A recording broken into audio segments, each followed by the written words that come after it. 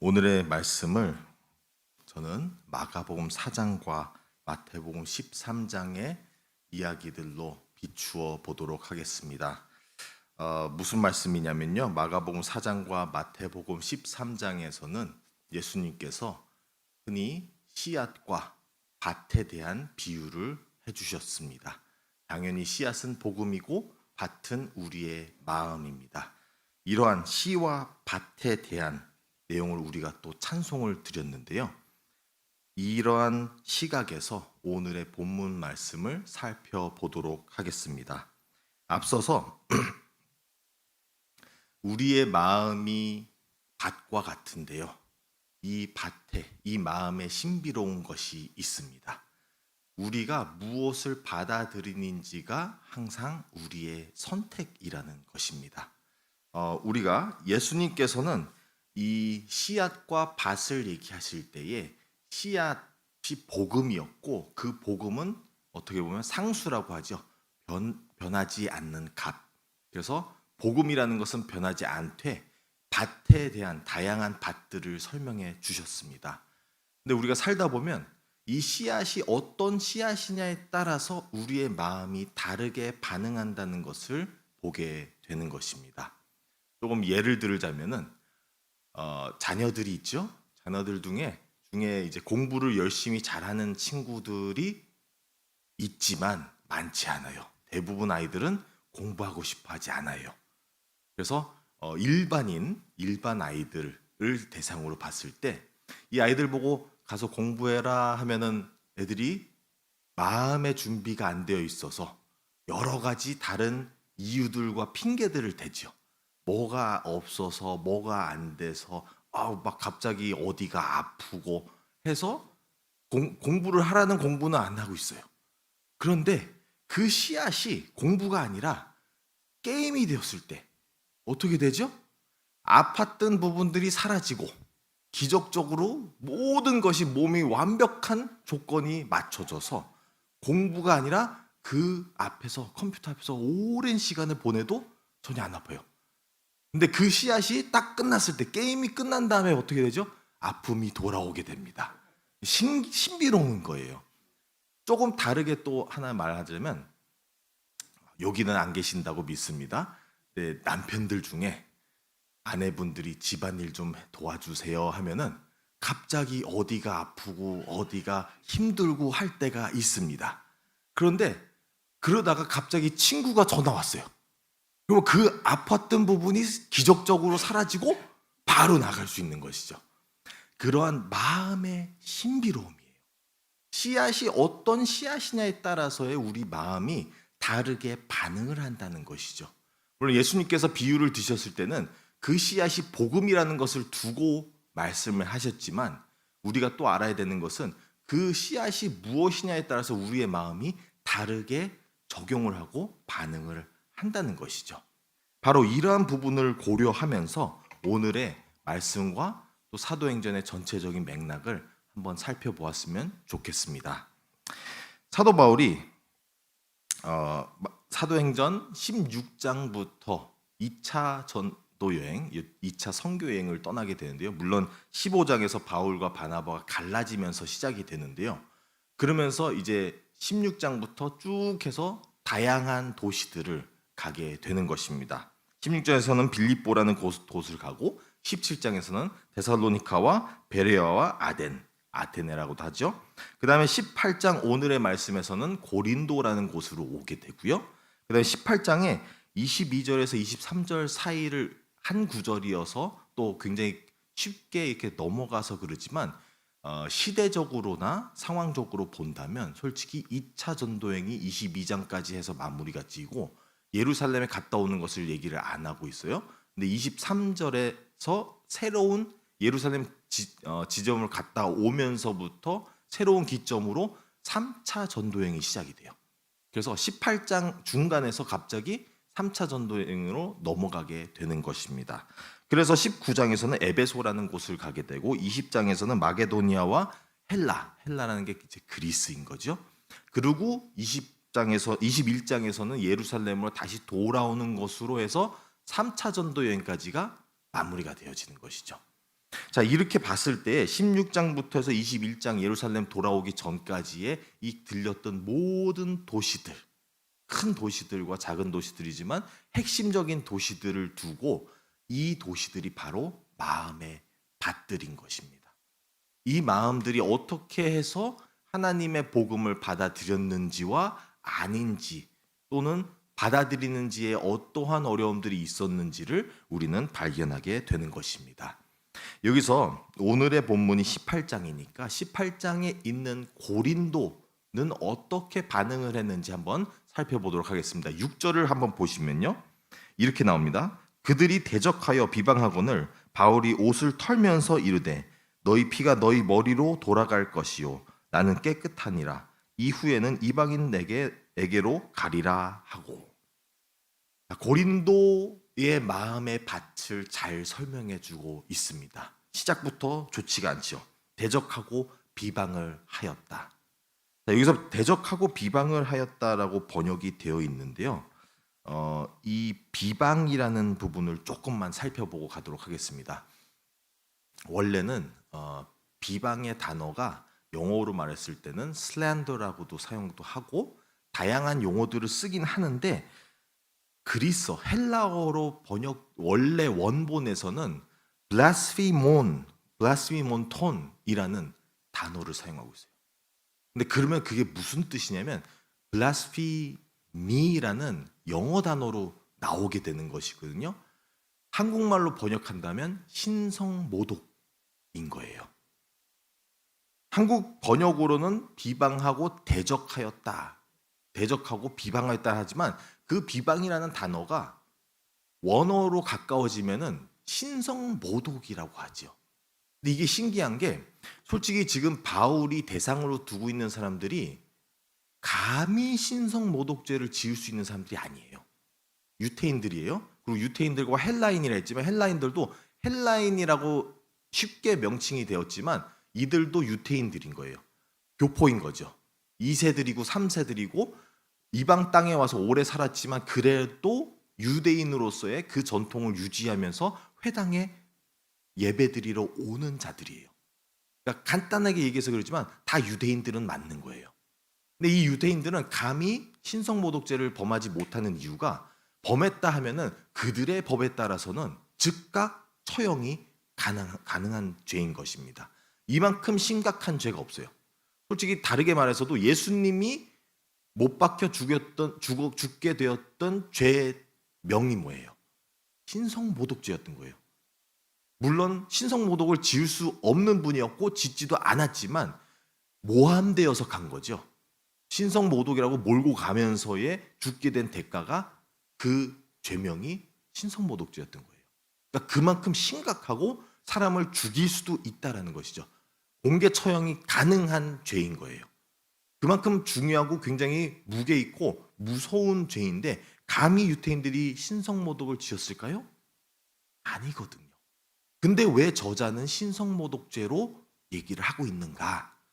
대적하고 신성모독을 하였다라는 이유는 뭐냐면, 저자의 입장에서는 예수님이 하나님이신 거예요. 예수님이 곧 하나님이시니까 하나님을 하나님으로 보지 않는 것이 신성모독죄 맞죠? 예수님을 하나님을 안 보면 어떻게 돼요? 그게 저자가 봤을 때 신성모독죄가 맞는 것이에요.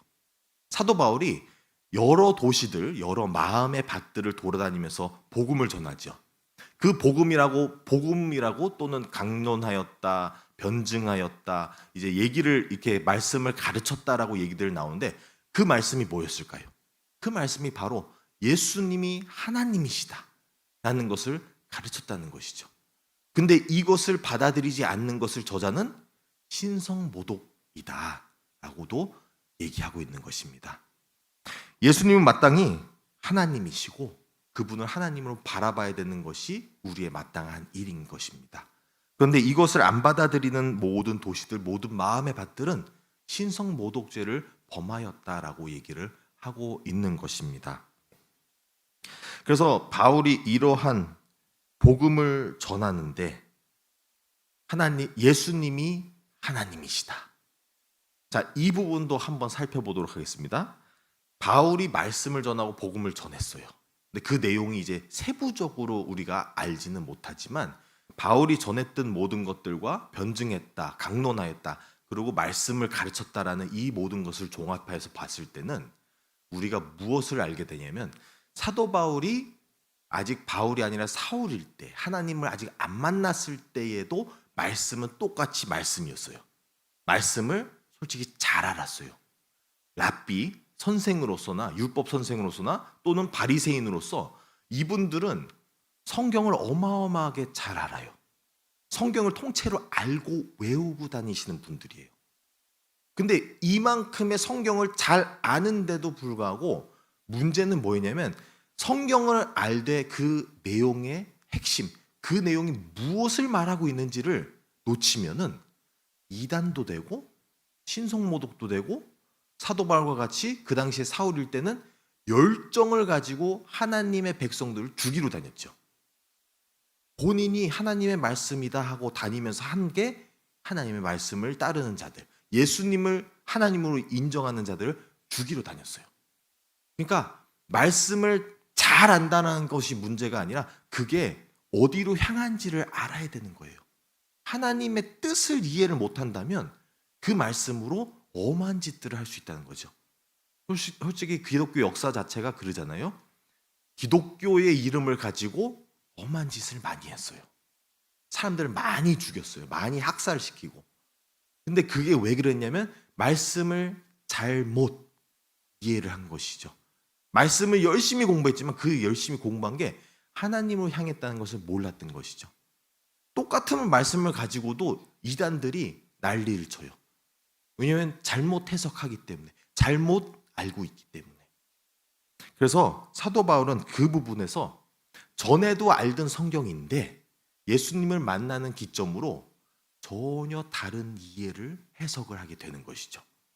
이 성경을 그 전까지는 너무나 잘 알고 있었는데 예수님을 만나는 순간부터 이 모든 말씀이 예수님을 향하고 있었구나라는 걸 깨닫게 되는 것이에요. 이 말씀이 예수님이 하나님이시다라는 것을 증언하고 있었구나. 내가 몰랐었구나. 그래서 다시 가르쳐 주는 거죠. 유대인들, 성경을 알고 있고 공부하고 있고 하는 그 유대인들에게 그 똑같은 성경을 가지고 이 성경이 말하고 있는 게 예수님이다 라는 것을 모든 마음밭 교회들마다 다니면서 얘기를 해주고 있는 것입니다. 바로 그것이 바울이 가르치고 다녔던 복음인 것입니다. 예수님이 하나님이시다. 성경이 예수님을 증언하고 있는 것이다. 자, 이러한 부분에서 마음밭을 돌아다녔는데요. 마음은 선택적입니다. 우리가 어떻게 받아들이느냐가 다른 것입니다. 제가 하나의 예화만 들고 말씀을 마무리 짓도록 하겠습니다. 제가 예전에 미국에서 잠깐 동안 신학을 공부했는데요. 신학을 공부하고 싶어서 공부한 것보다는 얼떨결에 하게 된 경우가 있었습니다. 근데 그 시기에 아직은 예수님을 주님으로 받아들이지 못했어요.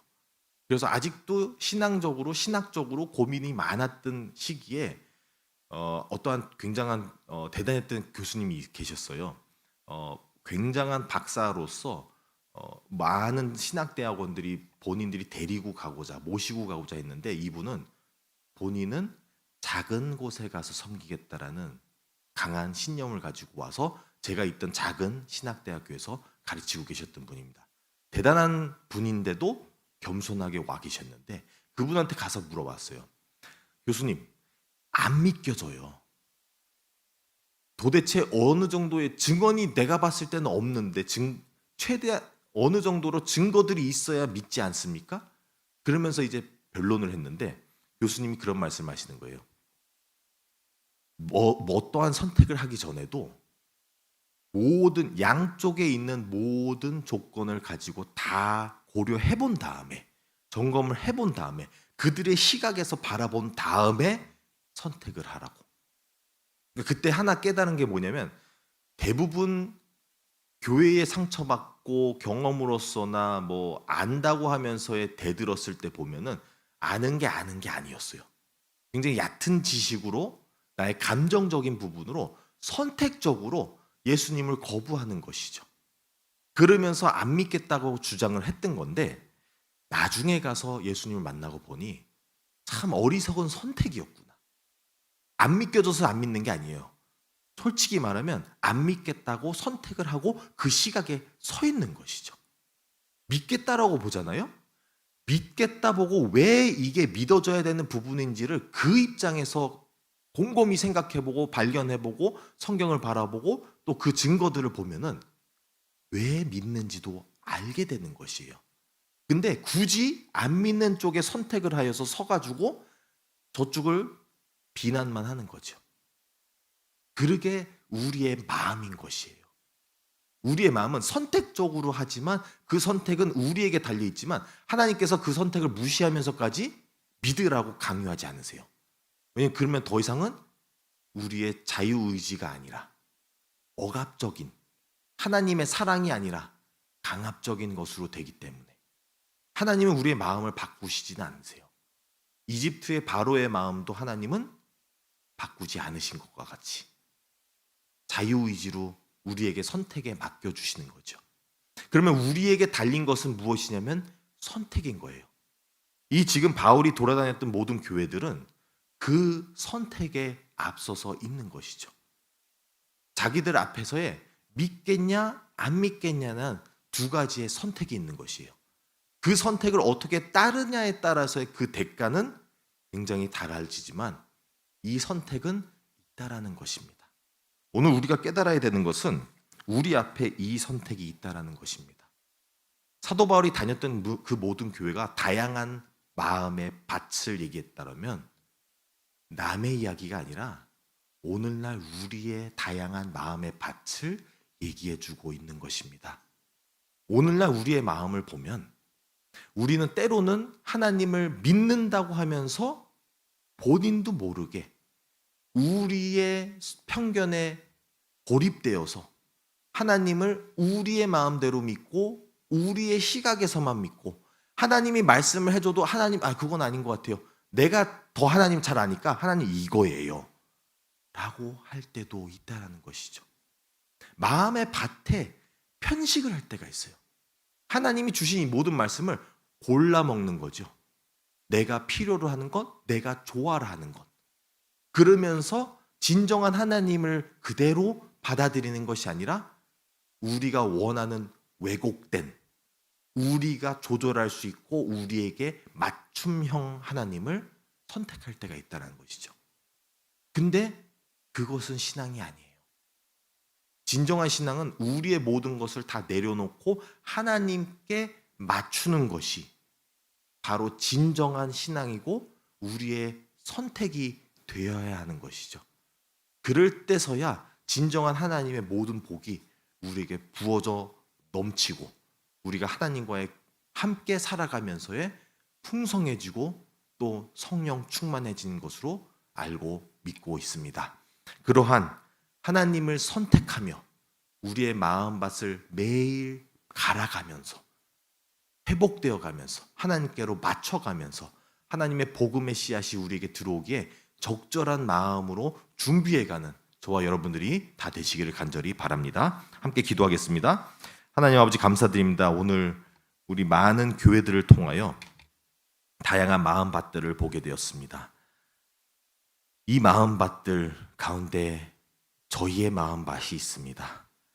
하나님 우리가 잘 믿는다고 하면서도 흔히 우리가 스스로 함정에 빠질 때가 있습니다. 우리 자신을 위한 신앙, 편식적인 신앙, 하나님을 우리가 원하는 대로 맞춰서 우리 원하는 대로 우리 편리대로 이해하고 또 써먹고 싶어하고 그러한 잘못된 이기적인 신앙이 될 때가 많이 있습니다.